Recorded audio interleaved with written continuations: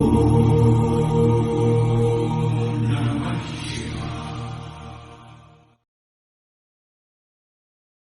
Channel की videos को देखने के लिए वीडियोस को लाइक करें, चैनल को सब्सक्राइब करें और बेल आइकन को ऑन करें।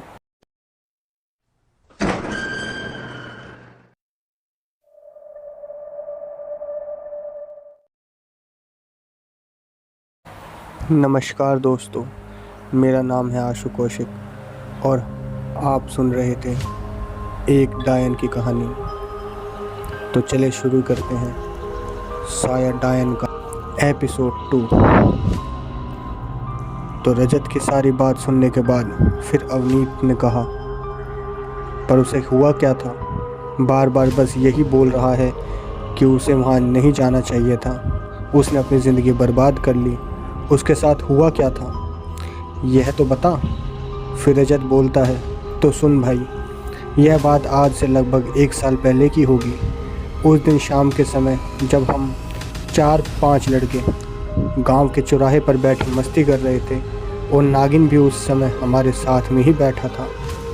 नागिन उसी लड़के को कहते हैं जिसकी आज ऐसी हालत है।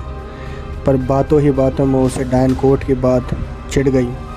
पर उस बात और नागिन का कहना था कि डायन कोट में कोई डायन वायन नहीं रहती। इसी बात में काफ़ी देर तक जब बहस चलती रही, तभी हमारे ही गांव में राहुल ने नागिन से कहा, नागिन तू मानता नहीं है कि उस डायन कोट में कोई डायन रहती है? फिर नागिन ने कहा, हाँ मैं नहीं मानता और ना ही मुझे ऐसी बातों पर विश्वास होता है। फिर राहुल ने कहा, चल आज देखते हैं तेरे अंदर कितनी हिम्मत है। अगर तू आज रात 8 बजे उस रास्ते को अकेले पार कर लेगा तब हम मानेंगे कि तू सच में हिम्मत वाला है।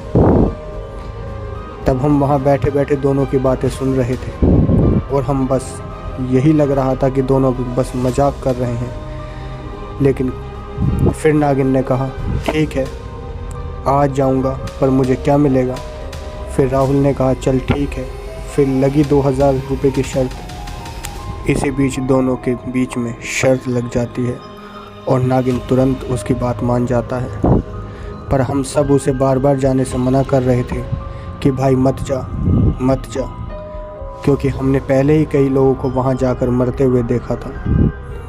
इसलिए हम उसे मना करते जा रहे थे, पर वो हमारी बातें नहीं मान रहा था। फिर उसके बाद जैसे ही रात के 8 बजते हैं वैसे ही हम सब उस रास्ते के पास पहुंच जाते हैं। फिर उसके बाद हम में से 2 लड़के तुरंत बाइक से रास्ते के आखिर में खड़े हो जाते हैं और वहां से मैंने अभी तुझे जाने को मना करा था। 2 लड़के तो वहां चले गए, पर 3 लड़के अभी भी नागिन के साथ ही खड़े थे। तभी राहुल ने नागिन से कहा, भाई ले, बाइक पर तुझे कुछ होगा तो उससे मेरी कोई जिम्मेवारी नहीं होगी।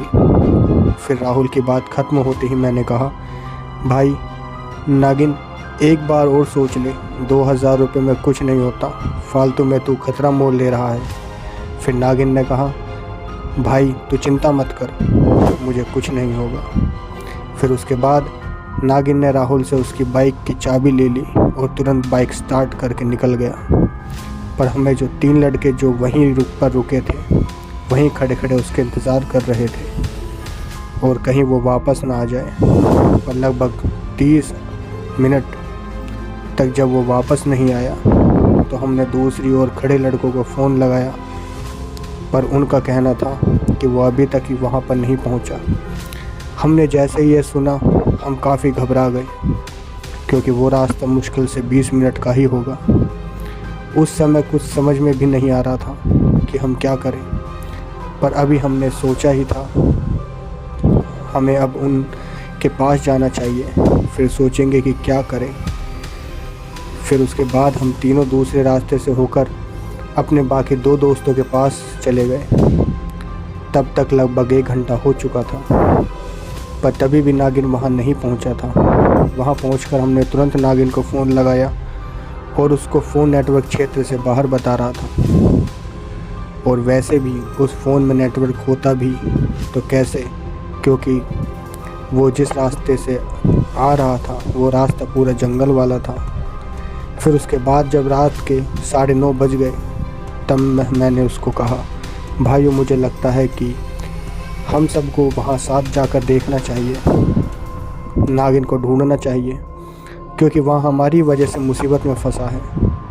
फिर राहुल ने कहा, तू पागल तो नहीं हो गया है? हमारी वजह से कैसे वो खुद ही हीरो बन रहा था, कोई क्या करे। फिर राहुल की बात सुनकर मैंने गुस्से में कहा, तू तो चुप ही हो जा। जब तुझे पता ही था कि उस रास्ते में डायन रहती है तो क्या ज़रूरत थी कि तुझे शर्त लगाने की। बोल रहा मेरी क्या गलती है, वो मेरा दोस्त है, हमें उसे ढूंढना जाना ही चाहिए। फिर मेरी बात ख़त्म होते ही हमारे ही साथ के लोकेश ने कहा, राजत तो सही बोल रहा है, राहुल हमारी क्या गलती है, हम सब क्यों मरने जाएं, वहाँ खुद ही हीरो बन रहा था। हमने तो पहले ही मना किया था उसे, पर उस पर वो नहीं माना। फिर मैंने कहा, भाई तुम दोनों कैसी बात कर रहे हो, वो हमारा दोस्त है, हम उसे ऐसे ही नहीं छोड़ सकते, इसलिए भाइयों चलो उसे ढूंढ कर आते हैं। फिर मेरी बात सुनकर एक दो लड़के जाने को तैयार तो हो जाते हैं, पर राहुल और लोकेश अभी भी जाने को तैयार नहीं हो रहे थे।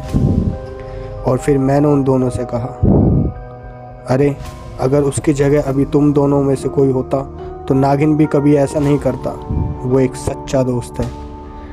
पर पता नहीं वो कैसे होगा, क्या पता अभी वहाँ जाए तो हम उसे बचा सकते हैं। इस बार मेरा इतने कहने के बाद वो दोनों ही हमारे साथ उस डायन कोर्ट में नागिन को ढूंढने को तैयार हो जाते हैं।